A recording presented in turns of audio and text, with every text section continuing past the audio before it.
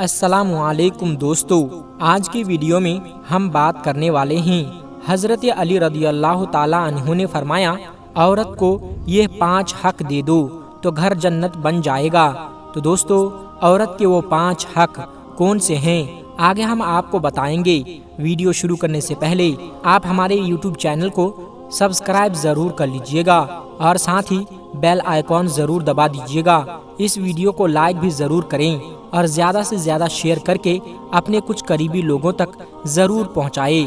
तो चलिए शुरू करते हैं आज की वीडियो। दोस्तों, एक लड़की से सबक सीखो कि सिर्फ 2 बोल पढ़कर एक शौहर से ताल्लुक कायम हो गया। एक ने कहा मैंने निकाह किया, दूसरे ने कहा मैंने निकाह कबूल किया।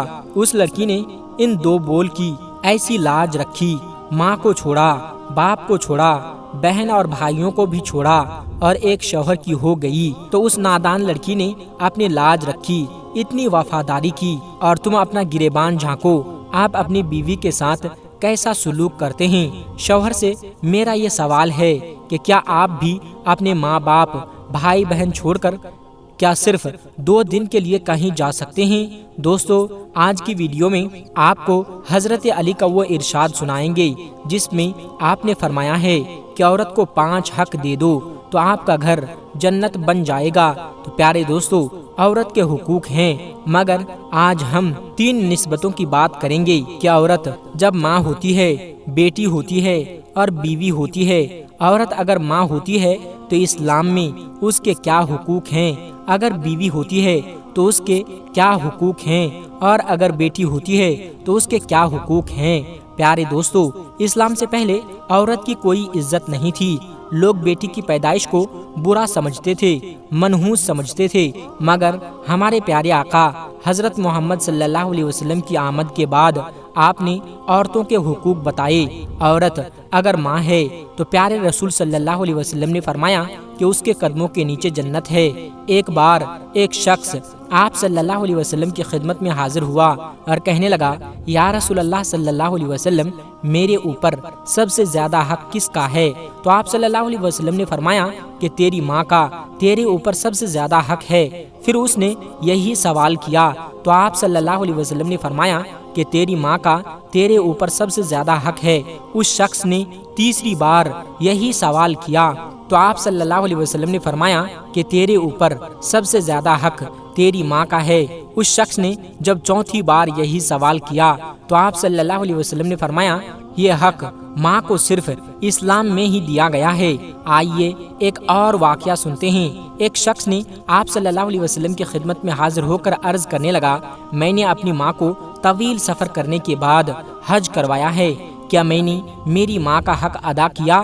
तो आप सल्लल्लाहु अलैहि वसल्लम ने इरशाद फरमाया कि तू एक रात का भी हक अदा ना कर सका, जब वो तेरे पेशाब के बिस्तर पर लेट जाती थी और तुझे सूखे बिस्तर पर लिटा देती थी।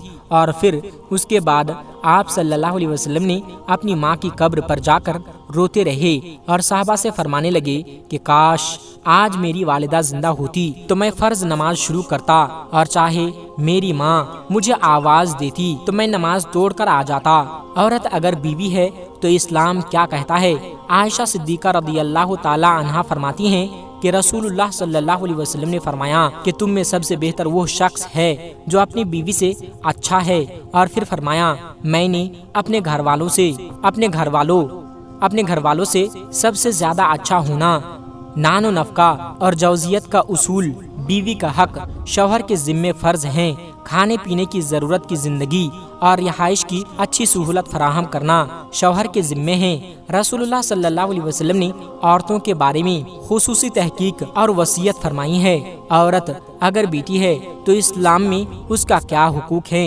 जैसा कि हमारे प्यारे आका हजरत मोहम्मद सल्लल्लाहु अलैहि वसल्लम ने इरशाद फरमाया, जिस शख्स के जिम्मे 3 बेटियां या 3 बहनें हों या 2 बेटियां 2 बहनें हों और वह उनके साथ अच्छी तरीके से जिंदगी गुजारे, यानी जो हुकूक शरीयत के मुताबिक वो उनको अदा करे और उनके साथ एहसान का मुआमला करे और अच्छे अच्छे बर्ताव करे और उनके हुकूक की अदायगी के सिलसिले में अल्लाह पाक से डरता रहे, तो अल्लाह पाक उसकी बदौलत से उसे जन्नत में दाखिल फरमाएगा। इसी तरह की हदीस हजरत अबू हुरैरा रज़ी अल्लाह ताला अन्हु से मरवी है مگر اس میں اتنا اضافہ ہے کہ آپ صلی اللہ علیہ وسلم ارشاد فرمانے پر کسی نے سوال کیا کہ یا رسول اللہ صلی اللہ علیہ وسلم، کسی کی ایک بیٹی ہو تو وہ اس طرح کے ثواب کی نعمت سے محروم رہے گا؟ تو آپ صلی اللہ علیہ وسلم نے ارشاد فرمایا کہ جو ایک بیٹی کی اسی طرح پرورش کرے گا تو اس کے لیے بھی جنت ہے۔ حضرت عائشہ صدیقہ فرماتی ہیں کہ حضور پاک صلی اللہ علیہ وسلم نے ارشاد فرمایا، جس شخص پر عورتوں کی پرورش اور دیکھ بھال کی ذمہ داری ہو اور وہ اسے صبر سے انجام دے تو وہ لڑکیاں جہنم سے آڑ بن جائیں گی۔ حضرت انس رضی اللہ تعالی عنہ سے روایت ہے کہ رسول اللہ صلی اللہ علیہ وسلم نے فرمایا، جس شخص کی 2 یا 3 بیٹیاں ہوں اور وہ ان کو اچھی پرورش دے اور پھر شادی کے قابل ہو جائے تو ان کی شادی کر دے تو میں اور وہ جنت میں اس طرح داخل ہوں گے جس طرح یہ دونوں انگلیاں ملی ہیں۔ حضرت عائشہ رضی اللہ تعالی عنہا سے ایک قصہ منقول ہے۔ وہ فرماتی ہیں کہ ایک خاتون میرے پاس آئی جس کے ساتھ اس کی 2 لڑکیاں تھیں۔ اس خاتون نے مجھ سے سوال کیا۔ اس وقت میرے پاس سوائے ایک کھجور کے کچھ بھی نہیں تھا۔ وہ کھجور میں نے اس عورت کو دے دی۔ اس اللہ کی بندی نے اس کھجور کے 2 ٹکڑے کیے اور ایک ٹکڑا بیٹیوں کے ہاتھ پر رکھ دیا اور خود کچھ بھی نہیں کھایا، حالانکہ خود بھی اسے کھانے کی ضرورت تھی۔ اس کے بعد وہ عورت بچیوں کو لے کر چلی گئی۔ تھوڑی دیر بعد رسول اللہ صلی اللہ علیہ وسلم تشریف لائے تو میں نے اس خاتون کے آنے اور کھجور کے ٹکڑے کر کے بچوں کو دینے کا واقعہ سنایا تو آپ صلی اللہ علیہ وسلم نے ارشاد فرمایا، جس کو 2 بچوں کی پرورش کرنے کا موقع ملے اور وہ ان کے ساتھ شفقت کا معاملہ کرے تو وہ بچیاں جہنم سے آڑ بن جائیں گی۔ اس کے لیے خدا آپ کا عمل کیسا تھا؟ جب آپ کی پیاری بیٹی بی بی فاطمہ الزہرا رضی اللہ تعالی عنہا آتی تھی تو آپ صلی اللہ علیہ وسلم ان کے استقبال کے لیے کھڑے ہو جاتے تھے، اور آپ صلی اللہ علیہ وسلم نے یہ بھی فرمایا کہ فاطمہ میرے جگر کا ٹکڑا ہے۔ ایک روایات میں یہ بھی ہے کہ عورت ماں ہے تو اس کے قدموں کے نیچے جنت ہے، بیوی ہے تو شوہر کے لیے ایمان ہے، اور اگر بیٹی ہے تو باپ کے لیے رحمت ہے۔ پیارے دوستو، اس حدیث کے مطابق حضرت فاطمہ ان بچوں کے لیے جنت ہیں جو جنتی جوانوں کے سردار ہیں، ان شوہر کے لیے نصف ایمان ہے جو خود کامل ایمان ہے، اس باپ کے لیے رحمت ہے جو خود رحمت للعالمین ہے۔ یہ مقام بیوی فاطمہ الزہرا رضی اللہ تعالی عنہا کے ہاتھ میں نہ کسی اور کو نہیں، صرف اور صرف بیوی فاطمہ الزہرا کو ہی حاصل ہے۔ پیارے دوستو، اگر گھر کو پرسکون بنانا چاہتے ہو تو 5 کام کرو۔ حضرت علی کی خدمت میں ایک شخص آیا اور کہنے لگا، یا علی، آنے والے وقت میں گھر کی بے سکونی، بربادی اور انسان کی سب سے بڑی مصیبت کا کیا سبب ہوگا؟ تو حضرت علی رضی اللہ تعالی عنہ نے فرمایا، اے شخص، آنے والے وقت میں انسان کی بے سکونی، بربادی اور انسان کی سب سے بڑی مصیبت کا سبب عورت کی بغاوت ہوگی۔ تو اس شخص نے کہا، یا علی، عورت کی بغاوت کیوں ہوگی؟ تو حضرت علی رضی اللہ تعالی عنہ نے فرمایا، عورت کی بغاوت اس لیے ہوگی کیونکہ مرد عورت کے حق پامال کرنے لگیں گے، اپنی بیویوں کو غلام سمجھنے لگیں گے، ان کو بے عزت کرنے لگیں گے، اور یوں انسان اپنے ہی ہاتھوں سے اپنے سکون کو تدفین کرنے لگیں گے۔ اس شخص نے کہا کہ اے علی، عورت کے مرد پر کون سے ایسے حقوق واجب ہیں؟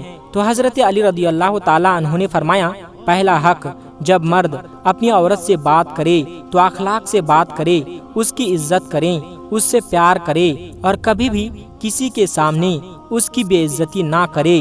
جو بات سمجھانا چاہے وہ بات پیار سے سمجھائے، کیونکہ اصلاح اکیلے میں کی جاتی ہے، سب کے سامنے نہیں۔ جو دوسروں کے سامنے کی جائے وہ اصلاح نہیں بلکہ انسان کو بغاوت کی طرف مائل کر دیتی ہے۔